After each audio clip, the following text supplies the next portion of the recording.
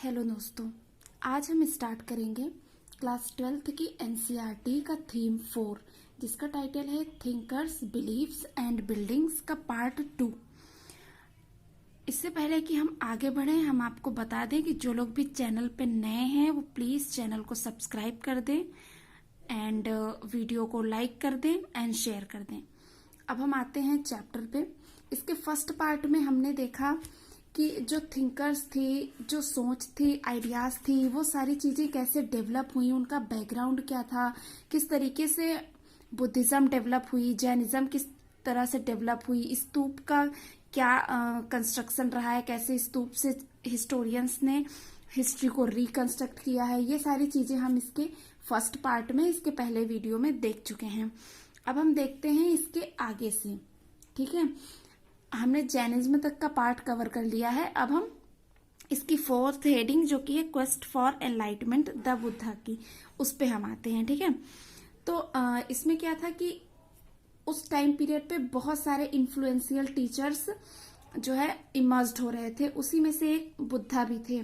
ठीक है, in Buddhism का जो मैसेज है ये ऑल ओवर सब कॉन्टिनेंट, मतलब अक्रॉस द सब कॉन्टिनेंट फैला बहुत ही अच्छे तरीके से, through central Asia to China, Korea, Japan, Sri Lanka, across the seas to Myanmar, Thailand, पूरी जगह पे, मतलब कि इसका जो स्प्रेड था बुद्धिज्म का, ये जैनिज्म से ज्यादा बड़ा स्प्रेड रहा बुद्धिज्म का। ठीक है, इधर ये पूरा म्यांमार, थाईलैंड, इंडोनेशिया तक इसका पूरा इसके सोर्सेज या ये इसके सोर्सेज मिलते हैं, यानी कि पूरी जगह पे बुद्धिज्म स्प्रेड हुआ बहुत अच्छी तरीके से। तो अब हम देखते हैं कि उस टाइम पीरियड की जो हिस्ट्री थी उसको कैसे रिकंस्ट्रक्ट किया गया बुद्धिज्म को। तो उस टाइम का जो हिस्ट्री को, उस टाइम पीरियड में या उस टाइम पे जो बुद्धिज्म स्प्रेड हुआ किस टाइप से हुआ, तो उसका जो मेन सोर्स था वो था हैगियोग्राफी। तो हैगियोग्राफी क्या होता है? हैगियोग्राफी होता है मेनली कि एक टेक्स्ट है, एक टाइप का रिटन टेक्स्ट जो कि किसी भी सेंट की बायोग्राफी होती है। यानी उस टाइम पे जो सेंट्स होते थे, जो आप सेंट इट मीन्स जो साधु वगैरह, जो उनके फिलोसफर होते थे, ठीक है, जो टीचर होते थे, ठीक है, सेंट होते थे, उनकी जो बायोग्राफी होती थी उसको हम हैगियोग्राफी बोलते हैं। जो रिलीजियस लीडर होते थे सेंट, ठीक है, तो इसके थ्रू जो है उस टाइम पीरियड की हिस्ट्री को, उस टाइम पे क्या क्या हुआ, कैसे हुआ, ये सारी चीजों को रिकंस्ट्रक्ट किया गया हैगियोग्राफर्स जो थे इनके बारे में, इनकी लाइफ के बारे में जान करके। ठीक है, उसके बाद आते हैं कि अकॉर्डिंग टू दिस ट्रेडिशन जो है क्या था, महात्मा बुद्ध का, गौतम बुद्ध का बचपन का नाम क्या था? इनका बर्थ नेम सिद्धार्थ था। अब हम इनके बारे में थोड़ी जानकारी देखते हैं कि इनको, मतलब कि ये आए कैसे एनलाइटमेंट की तरफ, इनका मतलब कैसे इन्होंने मूव किया कि हमको इधर चलना चाहिए, मेरा मतलब इधर जाने का विचार है, मतलब ये सारी चीजें उनके दिमाग में कैसे आई। तो उनका बर्थ नेम था सिद्धार्थ, और उनका जो है, जो जिस कुल में पैदा हुए थे वो शाक्य क्लेन में पैदा हुए थे। ठीक है, शाक्य क्लेन और एक चीफ के घर में पैदा हुए थे। ऐसा नहीं कि किसी ऑर्डिनरी पर्सन के घर में या ऐसे ही कहीं पैदा हो गए, ऐसा नहीं। इनके पिताजी शाक्य क्लेन और के चीफ थे, मतलब एक शासक, एक राजा की तरह थे, उनके यहाँ पे पैदा हुए थे। इनकी अपब्रिंगिंग एक पैलेस में हुई है। ठीक है, और उनको जो है हार्श रियलिटीज जो थी, यानी कि जो लाइफ की रियलिटीज हैं, दुख हो गया, ग्रीफ हो गया, और भी जो सारी चीजें हैं, पीला, इन सब चीजों से इनको बिल्कुल ही दूर रखा गया था। तो ऐसा बोला जाता है कि जब इनका बर्थ हुआ था उसी टाइम पे इनके जो है फादर ने इनको, या जो उनके गुरु वगैरह जो भी कोई थे, उन्होंने इनका देखा था भाग्य या कुंडली जो बनती है, तो उसके थ्रू उन्होंने बताया था ये चीज कि ये जो है इनका फ्यूचर बता दिया था कि ये इन सब चीजों से, जो नॉर्मल लाइफ है, दुख हो गया, ये सारी चीजों से बहुत ही ज्यादा प्रभावित होंगे, और ये फाइनली एक मतलब कि रिलीजियस टाइप की लाइफ को एक्सेप्ट कर लेंगे और एनलाइटमेंट की खोज में निकल जाएंगे। तो इससे जो है बचाने के लिए जो इनके फादर थे, इनको महल में ही रखते थे, सारी सुख सुविधाओं से लैस पूरा हर चीज, मतलब कि इन्हें कभी फील ही नहीं होने दिया कि अच्छा ये दुख या पीड़ा, ये सारी चीजें, जन्म, मृत्यु, बुढ़ापा, ये सारी चीजें भी एग्जिस्ट करती हैं। इन्हें उस टाइम पीरियड तक, ऑलमोस्ट इनकी शादी होने के बाद जब इनके बच्चे हो गए, वहां तक इनको ये सारी चीजें नहीं पता थी। ठीक है, इनकी फर्स्ट जर्नी जो होती है आउटसाइड द वर्ल्ड, यानी कि पैलेस के बाहर जो इनकी पहली जर्नी, ट्रॉमेटिक जर्नी, क्योंकि ये कभी पैलेस के बाहर घूमने भी जाते थे तो महल को पूरी अच्छी तरीके से, पूरी सिटी को सजा दिया जाता था, कोई भी बूढ़ा इनके सामने नहीं आता था। ऐसा मतलब इनके फादर का ऑर्डर होता था कि कोई भी जो बूढ़ा पर्सन है वो सामने नहीं आना चाहिए, कोई भी जो है भिखारी सामने नहीं आना चाहिए, कोई भी साधु सामने नहीं आना चाहिए, कोई भी जो दुख से, कोई जो मर गया, मतलब कोई भी इस टाइप की चीजें जो उनको ये सोचने पे मजबूर कर दें कि क्या है, ऐसी कोई भी चीज उनके सामने नहीं पड़नी चाहिए। तो इनका जो फर्स्ट ट्रॉमेटिक जर्नी थी पहली आउटसाइड, वो थी कि ये मतलब कि घूमने गए अपने मतलब चैरिटियर के साथ। तो इन्होंने एक क्या देखा, एक इन्होंने 4 चीजें मेनली देखी थी। एक ओल्ड मैन देखा इन्होंने, एक सिक मैन देखा, एक कॉप्स देखा और एक इन्होंने सेंट देखा। ठीक है, तो इन्होंने एक मतलब ओल्ड मैन, एक बूढ़ा आदमी देखा, एक बीमार आदमी देखा और एक लाश को देखा इन्होंने, और एक साधु को भी देखा था। ठीक है, तो इन्होंने जो है उनसे मतलब कि फिर ये सब देखने के बाद, समझने के बाद, मतलब उन्हें पता चला कि अच्छा मतलब कि लाइफ में ये सारी चीजें भी होती हैं। फिर उनको धीरे धीरे ये सारी चीजें उन्होंने अपने चैरिटियर से पूछा कि मतलब ये सारी चीजें क्या है। उनके चैरिटियर का नाम आई थिंक चन्ना था, ऐसा ही कुछ नाम था उनका। तो उन्होंने उससे सारी चीजें पूछी कि ये सब क्या है। तो उसने जो है उनको सारी चीजें, क्या राज है, बूढ़ा होना क्या होता है, ओल्ड मैन क्या है, सिक मैन क्या है, ये लाश कैसी जा रही है, कॉप्स क्या है, ये सारी चीजों के बारे में उसने जो है गौतम बुद्ध को, यानी कि सिद्धार्थ को, सारी सच्चाई के बारे में लाइफ की बता दिया। तो ये सब सुनने और ये सब जानने के बाद सिद्धार्थ ने डिसाइड किया कि वो जो है एक ऐसे पाथ पे जाएंगे जिससे उनको पीस मिले, जिससे उनको एनलाइटमेंट मिल जाए, और ये दुख हो गया, ठीक है, और भी जो चीजें हैं, इन सब चीजों से उनको क्या हो, नॉर्मल इंसान को क्या हो जाए, मुक्ति मिल जाए। ठीक है, तो इसका उन्होंने जो एक्सट्रीम मेथड अपनाया, ठीक है, बॉडली मॉर्टिफिकेशन का, यानी कि उनको बार बार ये जन्म, पुनर्जन्म, दुख, इन सब चीजों से मुक्ति पाने का, वो जो है मेडिटेशन का उन्होंने, ठीक है, तो उन्होंने आफ्टर मेडिटेशन उनको क्या हुआ, मेडिटेशन उनको एनलाइटमेंट प्राप्त हुआ, एनलाइटमेंट की प्राप्ति हुई, यानी कि उनको जो है एनलाइटमेंट मिल गया। ठीक, उसके बाद फिर उन्होंने क्या किया, अपनी बाकी की लाइफ में आफ्टर मतलब जब उनको एनलाइटमेंट मिल गया तो उसके बाद उन्होंने क्या किया, उसके बाद उन्होंने अपनी पूरी लाइफ जो है धम्म, यानी कि जो भी उनको एनलाइटमेंट मिला था उसको जो वो टीच करते थे तो उसको धम्म बोला जाता था। आजकल की मतलब वो उस समय प्राकृत लैंग्वेज थी, ऑर्डिनरी लैंग्वेज, ठीक है, उस टाइम पीरियड की धम्म। अभी उसको देखा जाए तो वो धर्म होता है। तो उन्होंने रेस्ट ऑफ हिज लाइफ, यानी अपनी बाकी की जिंदगी में उन्होंने क्या किया, धम्म को टीच किया, यानी लोगों को जो है उन्होंने घूम घूम के लोगों को पढ़ाना, बताना उनको शुरू कर दिया कि आप इन सब लाइफ में, या जो ये नॉर्मल लाइफ चल रही है इससे आपको सिर्फ दुख मिलेगा, इसमें आपको नहीं पढ़ना चाहिए। ये सारी चीजें उन्होंने अपने रेस्ट ऑफ द लाइफ में की। अब हम आते हैं इसकी नेक्स्ट हेडिंग पे, टीचिंग ऑफ द बुद्धा। ठीक है, यानी कि बुद्धा की टीचिंग्स क्या थी, यानी कि और वो हमें कहाँ से मिलती हैं, उनकी टीचिंग्स के बारे में हमें कहाँ से पता चलता है। तो जो बुद्धा की टीचिंग है वो मेनली जो है उनकी स्टोरीज से जो है कंस्ट्रक्टेड की गई हैं, जो कि हमें मेनली कहाँ पे मिलती है, सुत्त पिताका में। सुत्त पिताका में से हमें जो है क्या होता है, बुद्धा की टीचिंग के बारे में यहाँ से पता चलता है। उसके जो सोर्सेज हैं, उनकी टीचिंग के जो सोर्सेज हैं वो सुत्त पिताका से मिलते हैं। उसके बाद फिर जो है मतलब कि कुछ स्टोरीज ऐसी भी हैं जो जिसमें कि बहुत ही ज्यादा मिराकुलस पावर के बारे में डिस्क्राइब किया गया है। हालांकि जो बुद्धा थे वो इन सब चीजों का यूज नहीं करते थे, किसी को भी कन्विंस करने के लिए सुपर नेचुरल पावर का यूज नहीं करते थे। बुद्धा जो है अपने रीजन, अपने परसुएशन के बल पे किसी को भी कन्विंस करते थे अपनी तरफ, या अपने जो उनको एनलाइटमेंट मिला था, जो असल में जो चीजें सच हैं, जिससे उनको जो है मोक्ष मिल सकता है किसी भी लोग को, और वो इंसान ये बर्थ रिबर्थ के साइकिल से मुक्त हो सकता है, उन चीजों को बताने, उसको सिखाने, उसको कन्विंस करने के लिए वो, जैसे कि ब्राह्मणाज है या जो वेदास है, इसमें क्या है, सुपर नेचुरल पावर का यूज किया जाता है। जैसे जो धर्मशास्त्र है, जो धर्म सूत्राज है, इसमें क्या है मेनली कि ब्राह्मण्स ने क्या किया था उस टाइम पीरियड पे कि मतलब कि जाति को और अपने धर्म को सुपीरियर दिखाने के लिए उन्होंने क्या, सुपर नेचुरल पावर्स का यूज किया। उससे लोगों को डरा के उन्होंने बहुत सारे काम, यानी कि कास्ट को फॉलो कराना हो गया कि हाँ ये कास्ट सुपीरियर होती हैं, ब्राह्मणाज ये काम करेंगे, ये सब।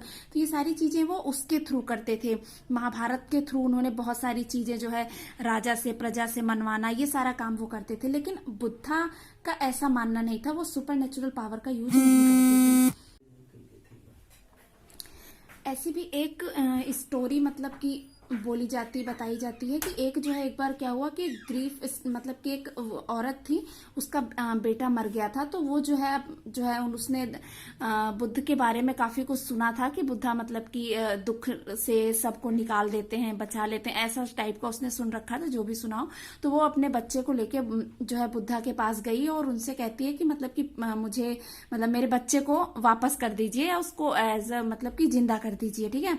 तो बुद्धा ने उसको बहुत ही अच्छे से, बहुत ही मतलब कि उसको बहुत ही अच्छे से उन्होंने कन्विंस कर लिया कि जो डेथ होती है वो इनएविटेबल होती है, यानी कि डेथ तो अनिवार्य निश्चित है, मतलब कि मृत्यु होनी ही होनी है। ये चीज के लिए वो उस औरत को बहुत ही अच्छे से, बहुत ही आसानी से उसको कन्विंस कर लेते हैं। तो ये मेनली जो है, ये इसका एग्जाम्पल है कि वो किस तरीके से रीजन देते थे, और जो है रीजन अपने परसुएशंस के दम पे जो है के बल पे वो लोगों को कन्विंस कर लेते थे।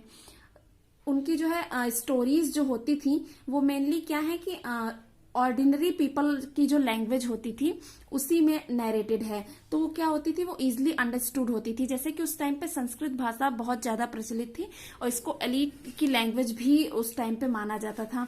तो ये जो है ऑर्डिनरी जो पीपल थे उनको संस्कृत उतना ज्यादा नहीं समझ में आती थी, बहुत ही टफ लैंग्वेज होती है संस्कृत। तो बुद्धा क्या होते थे, इन्होंने अपनी धम्म की टीचिंग सारी ऑर्डिनरी लैंग्वेज में की, जो भी उस टाइम पे पाली प्राकृत जो भी चलती थी उस लैंग्वेज में उन्होंने टीचिंग की। तो उससे जो कॉमन पीपल थे, ऑर्डिनरी पीपल थे, उनको कन्विंस करने में उनको बहुत ही आसानी होती थी, बहुत ही इजीली वो लोगों को कन्विंस कर लेते थे। सुत्त पिताका के अलावा और भी हैं, जिसमें कि एक होता है विनय पिताका, ठीक है। इन सबको मेनली त्रिपिटाकास बोला जाता है।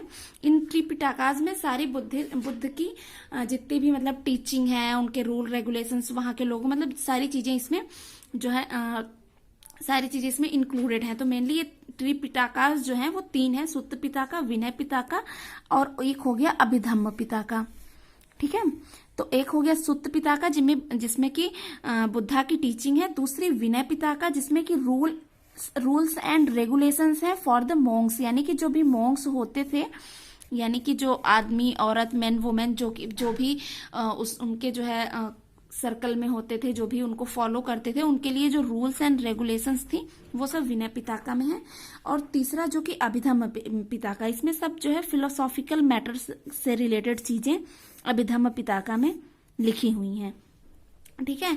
और उसके बाद फिर हम देखते हैं कि इनका मानना क्या था। इनका मानना था कि वर्ड जो है पूरा का पूरा वो अनिक है, ठीक है। अनिक का मतलब हो गया, अनिक ट्रांसिएंट है, यानी कि अस्थाई है पूरा, ठीक है। और ये कॉन्स्टेंटली चेंजिंग है पूरा वर्ड, एक ही टाइप में पूरे टाइम नहीं रहता है।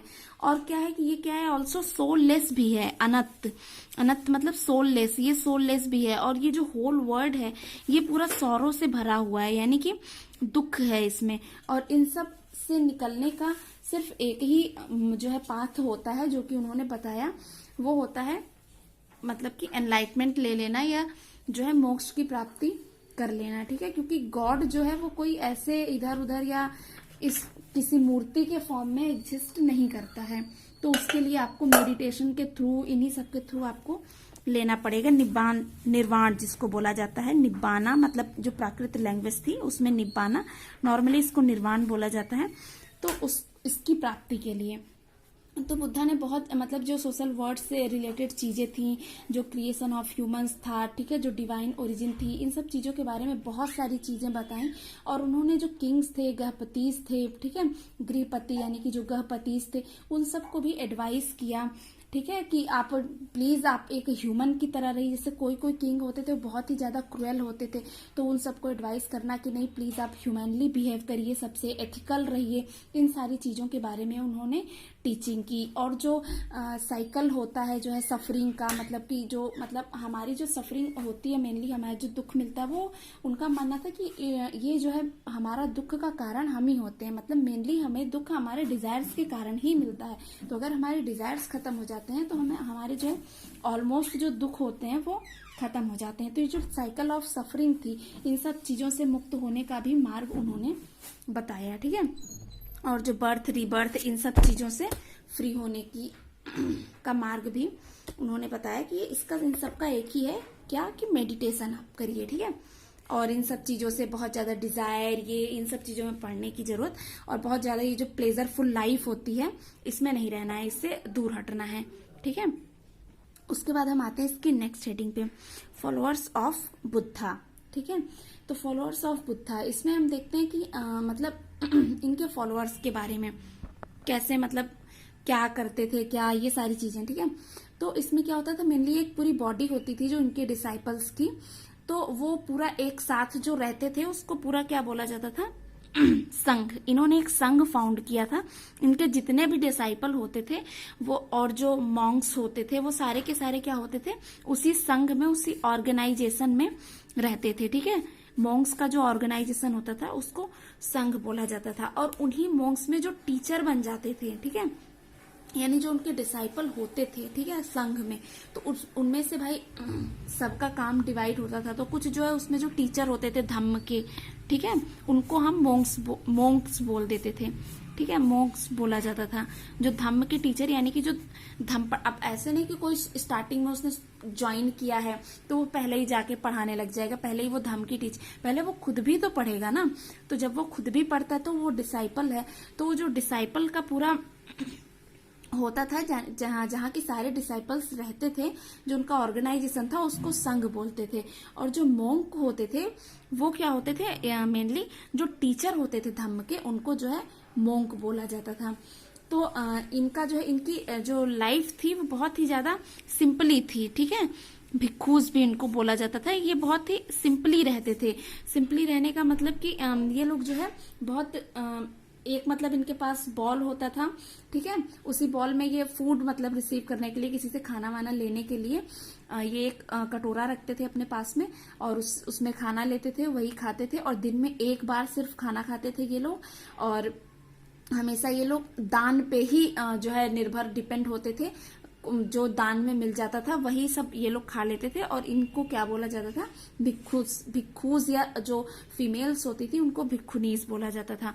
तो स्टार्टिंग में क्या था बुद्धिज्म में कि सिर्फ मेन जो है इनके फॉलोअर्स होते थे, यानी कि जो संघ था उसमें सिर्फ मेन को एंट्री मिलती थी। लेकिन आफ्टर सम टाइम इसमें फीमेल्स को भी एंट्री मिलने लगी। तो फीमेल्स को एंट्री मिली थ्रू आनंद। आनंद क्या थे, आनंद इनके one of the most favourite disciple थे, ठीक है। आनंद ने जो है बुद्धा को कन्विंस किया कि हमें फीमेल्स यानी वुमेन्स को भी एंट्री देनी चाहिए, वुमेन्स को भी चांस देना चाहिए एक एनलाइटमेंट मिलने का, उन्हें भी इस चीज का मौका मिलना चाहिए। तो जो पहली वुमेन थी जो कि इनके संघ में जो ज्वाइन हुई वो थी पहले महाप्रजापति गौतमी। महाप्रजापति गौतमी जो थी वो इनकी जो है फोस्टर मदर थी। फोस्टर मदर यानी कि पालन पोषण वाली माँ थी। इनकी ओरिजिनल माँ दूसरी थी और महाप्रजापति गौतमी जो थी वो इनकी फोस्टर मदर यानी जिन्होंने इनका पालन पोषण किया था वो थी, ठीक है। तो वो उनको क्या बोला गया, ऑर्डेन्ड एज अ भिक्खुनी, उनको भिक्खुनी बोला गया, यानी भिक्खु एंड भिक्खुनीज, ठीक है। और क्या होते थे कि ये लोग क्या होती थी, जो बहुत सारी वुमेन्स जब इंटर्ड हो गई एक संघ में, तो उनके जो टीचर्स होते थे तो उनको भी क्या बोला जाता था, उनको जो है उनको भी धम्म बोला जाता था, जो मतलब कि जो धम्म के टीचर होते थे, ठीक है, वो वुमेन्स में भी बनती थी, मतलब कि जैसे मेंस में होता था सेम चीज वुमेन्स में, ठीक है, उनको भी सेम रिस्पेक्ट मिलती थी, वो भी लिबरेशन को अटेंड करती थी, ठीक है, और वो भी थेरीज बनती थी। थेरीज मतलब कि वही जो घूम घूम के मतलब कि डिसाइड मतलब कि टीचिंग्स देना, ये सारा काम थेरीज का होता था, ये सारी चीजें ये करते थे, ठीक है, थेरीज जो कि लिबरेशन को अटेंड करते थे, ठीक। उसके बाद फिर हम देखते हैं कि इनके फॉलोअर्स थे कौन। जैसे कि आप बहुत सारे मतलब कि देखेंगे, जैसे कि जो हिंदू धर्म है जो उस टाइम पे चल रहा था, धर्मशास्त्र, धर्मसूत्रास, इन सबके हिसाब से आप हिंदू धर्म के बारे में देखेंगे तो उसमें क्या था कि जो ब्राह्मण्स थे उनकी सुपीरियोरिटी होती थी, ठीक है, बहुत सारी ऐसी चीजें थी जो कि जो कॉमन पीपल थे या जो वुमेन्स थी वो नहीं परफॉर्म कर सकती थी, यानी रिचुअल्स थे वो सब नहीं परफॉर्म कर सकते थे, ठीक है, वेदास थे उनको जो है फीमेल्स यानी कि वुमेन्स नहीं पढ़ सकती थी, नहीं गा सकती थी, तो ये बहुत सारी चीजें थी, मतलब कि जो उस समय पे जो धर्म चल रहा था हिंदू धर्म, उसमें ये सारी चीजें एग्जिस्ट कर रही थी। लेकिन जो बुद्धिज्म जब आया तो इसमें ऐसा कुछ भी नहीं था, इसमें कोई भी पार्टिसिपेट या कोई भी इसको ज्वाइन कर सकता था, कोई भी बुद्धा का डिसाइपल हो सकता था, कोई भी उनको फॉलो कर सकता था, ठीक है, वो चाहे कोई किंग हो, ठीक है, किंग भी उनको फॉलो करते थे, नॉर्मल वर्कर्स भी फॉलो करते थे, ठीक है, स्लेव्स भी उनके फॉलोअर थे, जो गृहपति थे, चीफ थे, वो भी फॉलोअर होते थे, और वो सारे के सारे उनके संघ में पहुंचने के बाद इक्वल होते थे। और ऐसा कुछ नहीं होता था कि हाँ ये राजा हैं, ये हैं, ऐसा कुछ नहीं, वहां पे सारे के सारे इक्वल होते थे, कोई कास्टिज्म नहीं थी, कुछ भी नहीं था, ठीक है। तो इसीलिए बुद्धिज्म और भी तेजी से जो है इसकी ग्रोथ हुई, क्योंकि इसमें कुछ ऐसा था नहीं, हर इंसान इक्वल था। अशोका आप बाद में देखेंगे, आगे की हिस्ट्री में पढ़ेंगे कि जो अशोका थे उन्होंने भी इसको बुद्धिज्म को अपनाया था, तो बहुत सारे किंग थे जिन्होंने बुद्धिज्म को अपनाया था, बहुत स्लेव्स थे उसमें, वर्कर्स थे, और सब इक्वल होते थे, ठीक है। उसके बाद आते हैं कि ये सारे लोग जो होते थे वो मेनली क्या होते थे, संघ में पहुंचने के बाद इनकी आइडेंटिटी या तो भिक्खु की होती थी या भिक्खुनीस की होती थी, इसके अलावा इनकी कोई आइडेंटिटी नहीं होती थी, ठीक है। और इनका जो गण होता था, जो संघ होता था, ठीक है, इसके उसमें जो है ये इंटरनली पहुंच के उसमें भिक्खु भिक्खुनीस ये सारी चीजें इनकी आइडेंटिटी बन जाती थी। उसके बाद फिर क्या होता है कि जो मेता यानी कि जो फेलो फेलिंग होती थी, मेटा यानी कि और करुणा होता था, कंपैशन, तो ये सारी चीजें इनके उसमें या इनके संघ में आप बोल लीजिए, ये सारी चीजें एग्जिस्ट करती थी, ठीक। और चूंकि इतना लिबरेशन था, इतना मतलब कि अच्छी, इतना मतलब कि इतना बोल लीजिए आपकी इतनी इक्वालिटी थी, ठीक है, सबके लिए इजली, बहुत ही इजी था, तो बुद्धिज्म को ग्रो करना, बुद्धिज्म की ग्रोथ बहुत ही रैपिडली हुई, ठीक है।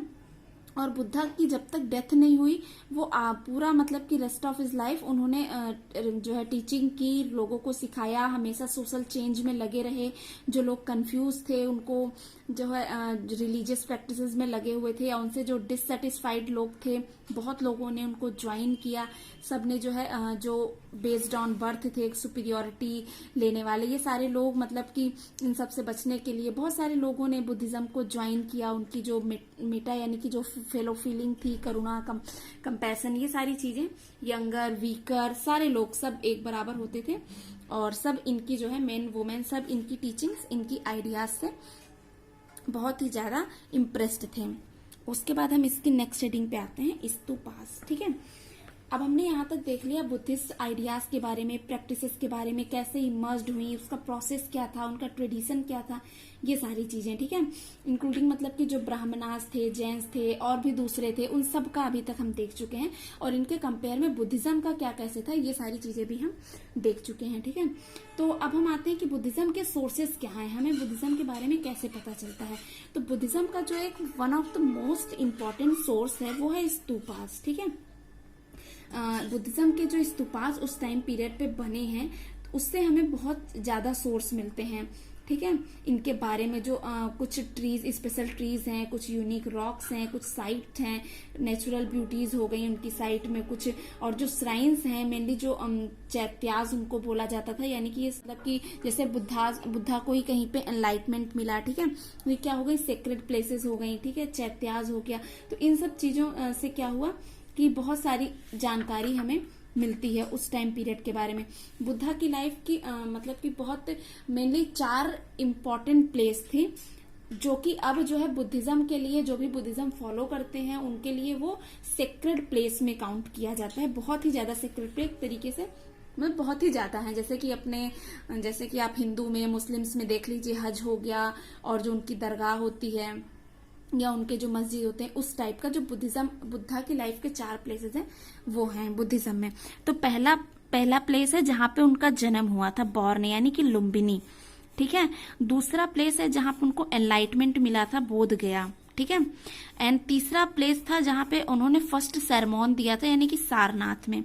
फर्स्ट सरमॉन मतलब कि उन्होंने अपना पहला उपदेश दिया था, ठीक है। और चौथा एंड लास्ट प्लेस वो है जहां पे उनको निर्वाण प्राप्त हुआ था, यानी कि निब्बान उनको प्राप्त हुआ था, वो है कुशीनगर।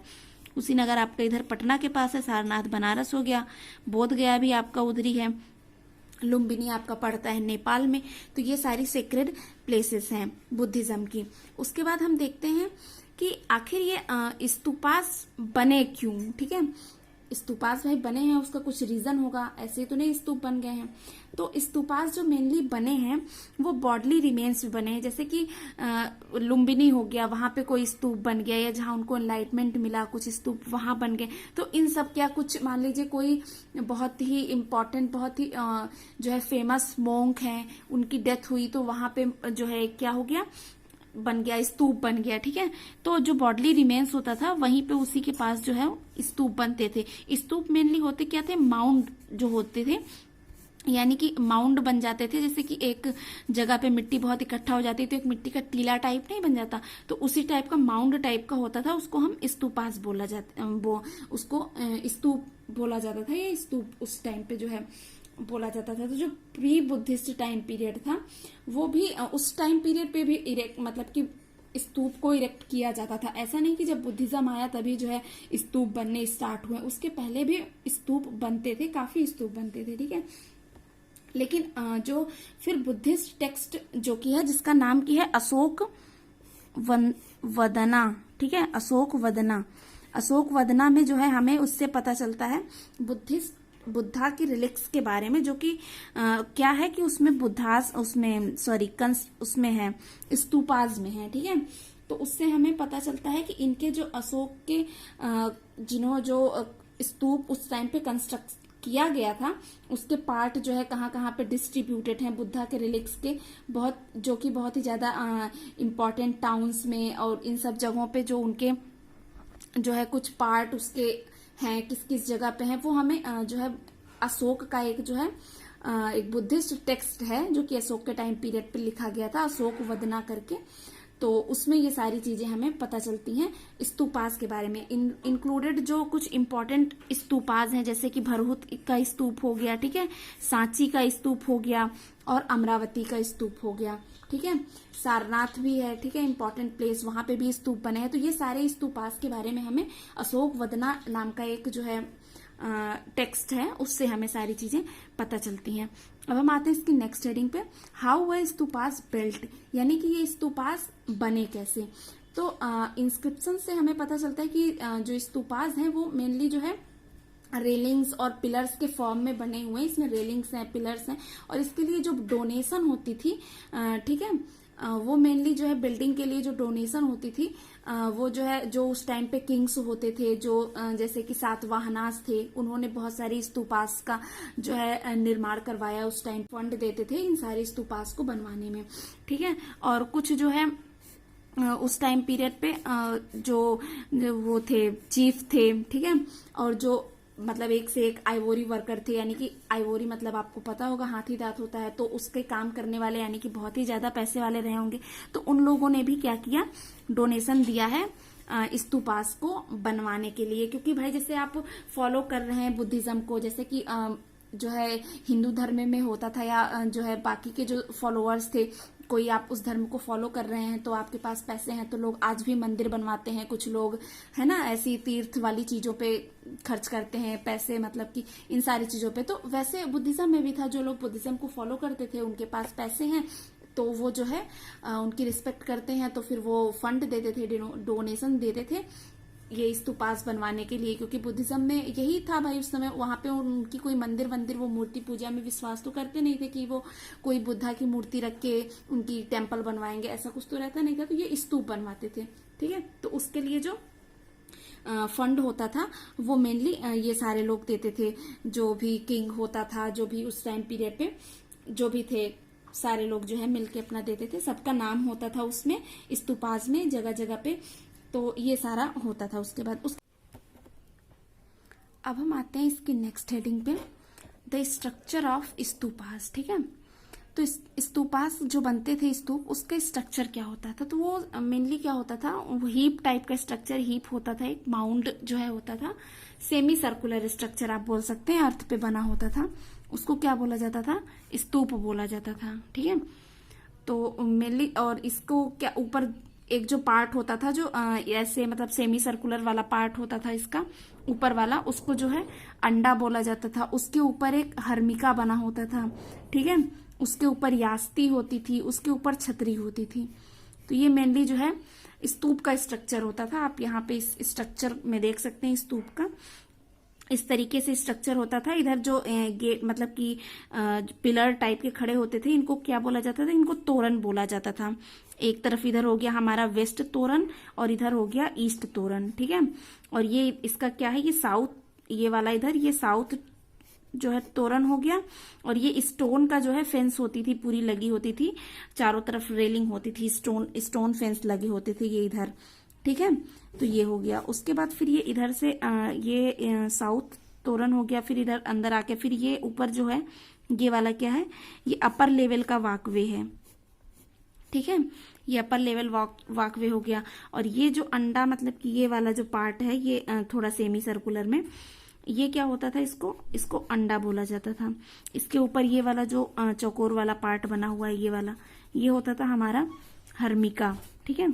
इसके ऊपर ये जो एक छतरी डंडी टाइप की लगी होती थी, ये तो ये जो डंडी है ये वाली, इसको मेनली क्या बोला जाता था, यस्ती बोला जाता था। और इसमें ये जो लगे हुए हैं ऐसे, मतलब कि उसके जो है आप बोल सकते हैं ऐसे सीधी सीधी लाइन जो है उसके ऊपर, उसको क्या बोला जाता था, छत्र बोला जाता था।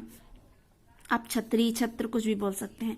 तो ये मेनली स्तूप का क्या होता था, स्ट्रक्चर होता था। तो जो स्तूप है वो जो है भरूच का स्तूप हो गया, सांची का स्तूप हो गया, तो ये सारे स्तूप मिले हैं। तो इसमें क्या होता था, ऐसे हैं जो कि नष्ट भी हो गए हैं, खत्म भी हो गए हैं। कुछ इंपॉर्टेंट मतलब बहुत ही फेमस स्तूप हैं, जैसे कि सांची का स्तूप हो गया। आज का लेक्चर यहीं पे खत्म होता है। अगली वीडियो में हम मिलेंगे इसके आगे के पार्ट के साथ, जिसमें कि हम स्तूप के बारे में देखेंगे, उनके फेट, अमरावती के बारे में, सांची के बारे में, स्कल्पचर्स के बारे में पढ़ेंगे। ये सारी चीजें, उन सब से हमें कैसे नॉलेज मिली, कैसे हिस्ट्री को रिकंस्ट्रक्ट किया गया, हम इसके आगे वाले पार्ट में देखेंगे। तब तक के लिए thank you, and please like, share and subscribe my channel. Thank you.